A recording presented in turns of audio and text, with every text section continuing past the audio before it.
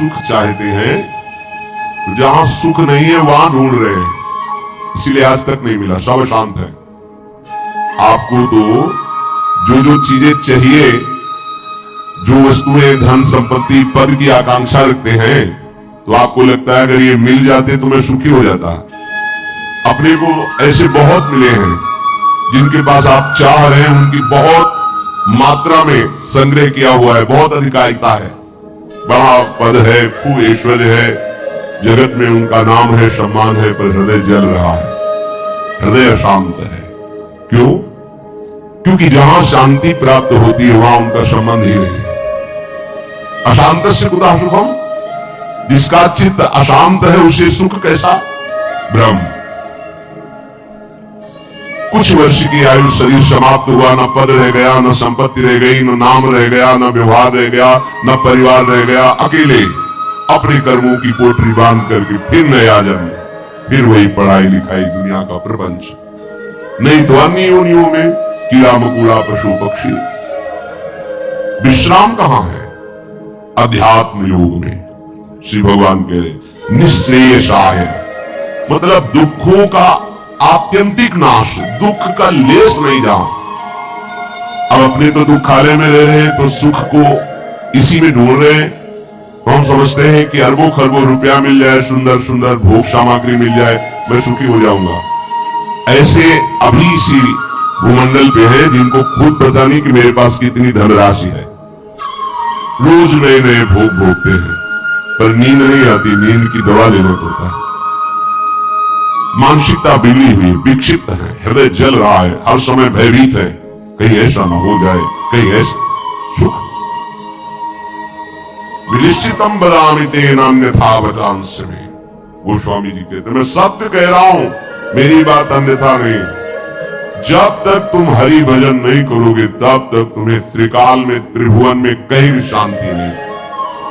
छूटवे के जतन विशेष बांधे जाए वो, वह विष भोजन जो सुधा सानी खाए वो। अगर अमृत भी खाएगा तो विष बन जाएगा। हरि विमुखता में तुझे कहीं शांति नहीं मिलेगी। अगर हरि के सन्मुख हो तो विष भी अमृत हो जाए। गरल सुधा रिपु करहि मिताई, गोपद सिंधु अनल शीतला। आग शीतल चंदन की तरह हो जाएगी। समुद्र जो अथाह अगाध है वो गाय के खुर के गड्ढे के समान हो जाएगा। विष अमृत बन जाएगा। दुश्मन सब मित्र बन जाएंगे यदि हरि की कृपा हो जाए तो ये हरि के चरणों का आश्रय ही आत्यंतिक सुख का स्वरूप है। ये कैसे प्राप्त होता है? तो श्री भगवान कहते हैं कि मन ही बंधन और मोक्ष का कारण है।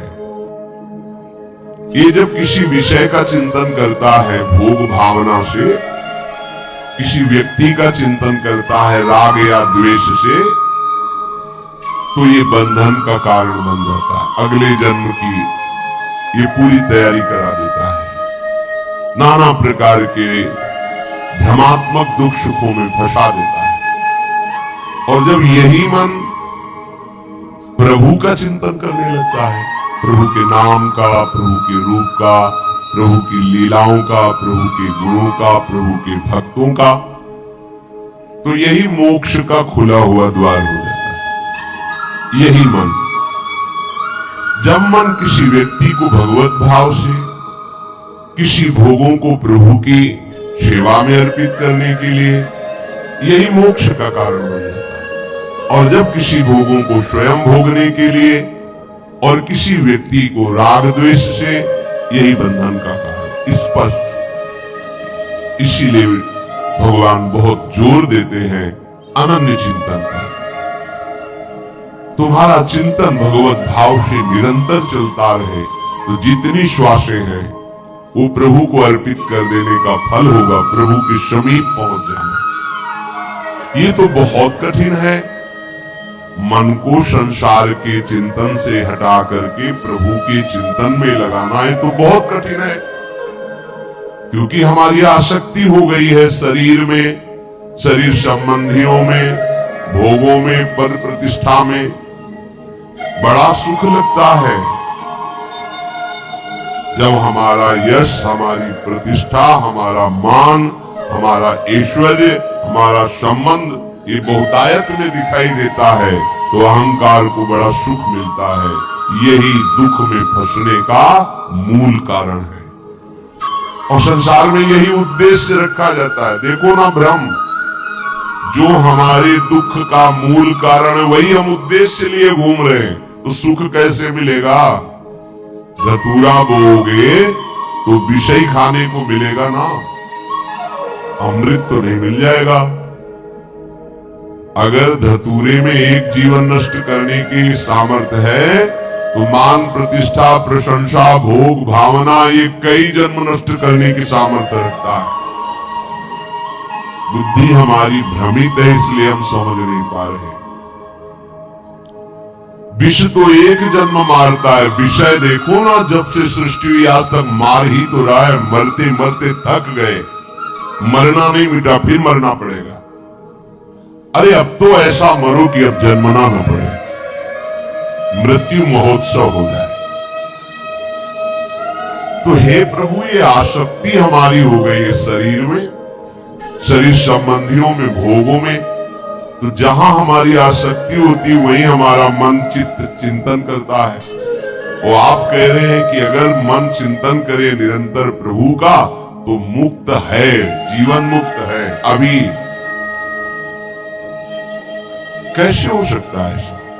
तो श्री भगवान ने कहा, प्रसन्नमजरम पाशमात्मनः कवयो विदुः स एव साधु सुकृतो मोक्ष द्वारमपावृतम्।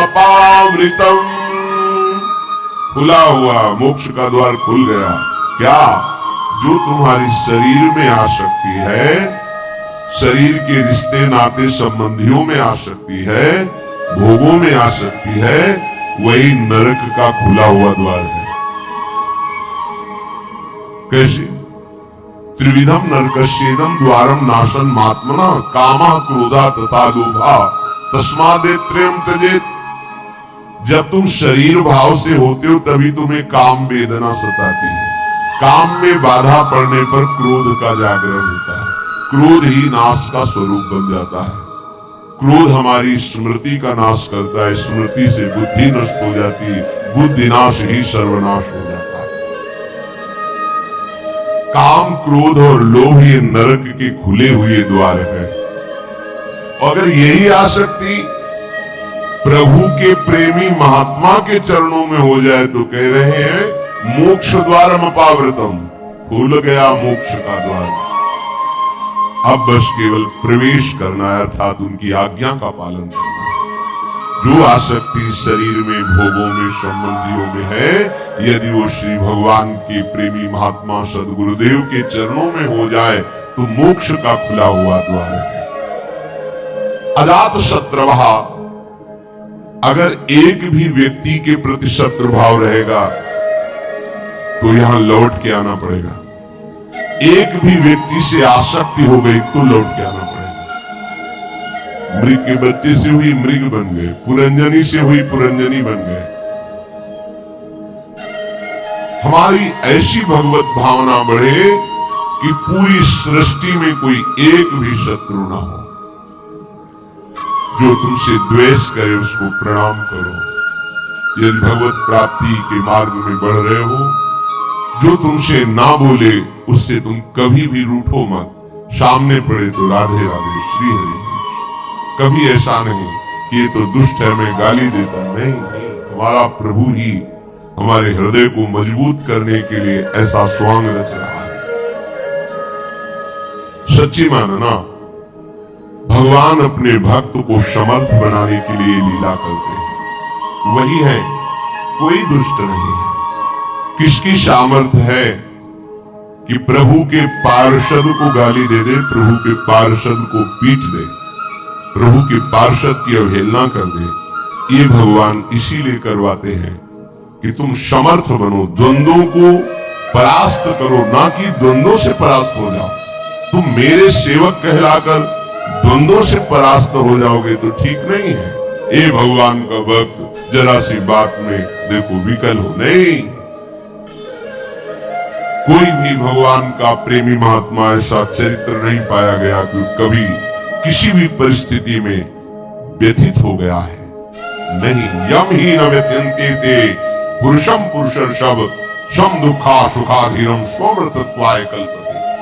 जो सुख दुख में समान किसी भी परिस्थिति में हृदय व्यथित नहीं हुआ, हर समय राधा राधा राधा परम पद उसके चरणों में लौटता है, वही परम पद का अधिकारी। अजात शत्रवः, तुम्हारा कोई एक भी शत्रु नहीं होना चाहिए, क्योंकि भगवान कहते संतों का एक भी